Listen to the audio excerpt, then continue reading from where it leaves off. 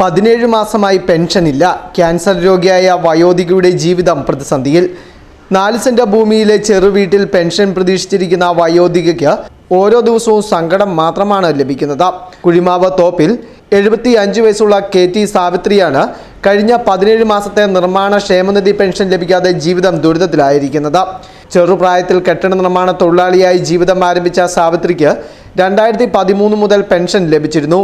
2023 വരെ കൃത്യമായി ലഭിച്ചിരുന്ന പെൻഷൻ പിന്നീട് മുടങ്ങി. വല്ലപ്പോഴും ഓരോ മാസത്തെ പെൻഷൻ മാത്രമായി ഒതുങ്ങിയതോടെ സാമ്പത്തികമായി പ്രതിസന്ധിയിലാകുകയായിരുന്നു. 17 മാസം കുടിശ്ശിക നിലനിൽക്കുമ്പോൾ കഴിഞ്ഞ മാസം 1 മാസത്തെ പെൻഷൻ ലഭിച്ചു. പെൻഷന് വേണ്ടി ഇവർ മുട്ടാത്ത വാതിലുകളില്ല. ഇപ്പോൾ ശരിയാക്കി തരാമെന്ന് പറയുന്ന അധികാരികളും ട്രേഡ് യൂണിയൻ നേതാക്കളും ഇപ്പോൾ കൈയൊഴിഞ്ഞ മട്ടിലാണ്. പെൻഷൻ കിട്ടാതായതോടെ വീട് പട്ടിണിയുടെ വക്കിലാണ്. അയൽവാസികളിൽ നിന്നും മറ്റും കടം വാങ്ങിയാണ് ദൈനംദിന കാര്യങ്ങൾ നടന്നു പോകുന്നത്. നേരത്തെ ഭർത്താവ് ഉപേക്ഷിച്ച സാവിത്രി നിർമ്മാണ തൊഴിൽ ചെയ്ത് 2 മക്കളെയും വളർത്തി. മകൻ മരണപ്പെട്ടു. മകളെ വിവാഹം കഴിച്ച് അയച്ചു. കൊച്ചുമക്കളുടെ പഠനവും വിവാഹവുമെല്ലാം വിഷയത്തിൽ സാവിത്രി പങ്കാളികളായി.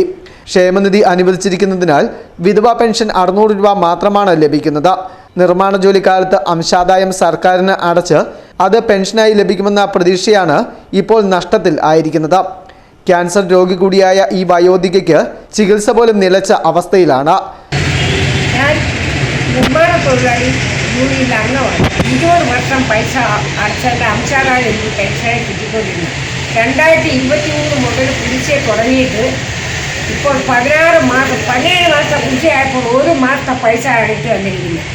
ഈ 16 മാസത്തെ കുടിശ്ശിക ഇതാരും എവിടെ കൊണ്ടുപോയി ആരും എടുത്തു എന്നുള്ളത് ഞങ്ങൾക്ക് ആർക്കും അറിയത്തില്ല. എന്നെപ്പോലെ അനേകം ആൾക്കാർ പെൻഷൻ കിട്ടാതെ വളരെ വിഷമിച്ചിരുന്നു.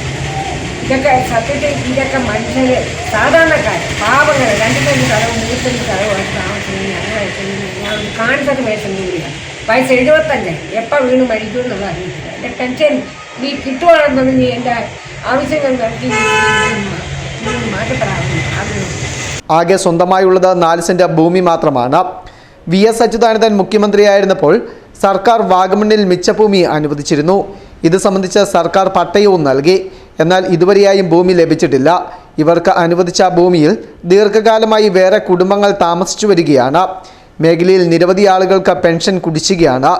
ഈ വിഷയം തങ്ങൾ പ്രവർത്തിക്കുന്ന സംഘടനയെ അറിയിച്ചു. ഇതോടെ കുടിശ്ശികക്കാർ എല്ലാവരെയും മുണ്ടക്കയം CPI ഓഫീസിലേക്ക് വിളിച്ചു ചേർത്ത് സ്റ്റേറ്റ്മെൻറ്റ് എഴുതി വാങ്ങിയെങ്കിലും തുടർ നടപടികൾ ഒന്നുമുണ്ടായില്ലെന്ന് ഇവർ പറയുന്നു. സാമ്പത്തിക ദുരിതത്തിലായ ഇവർ എല്ലാവരും ഒത്തുചേർന്ന് ക്ഷേമനിധി ഓഫീസിന് മുന്നിൽ സമരം നടത്തുവാനും ആലോചിക്കുന്നുണ്ട്. സർക്കാർ പെൻഷൻ കുടിശ്ശിക നൽകിയില്ലെങ്കിൽ സാവിത്രി അടക്കമുള്ളവരുടെ ജീവിതം ബുദ്ധിമുട്ടിലാകും. Festoon news, Mundakayam.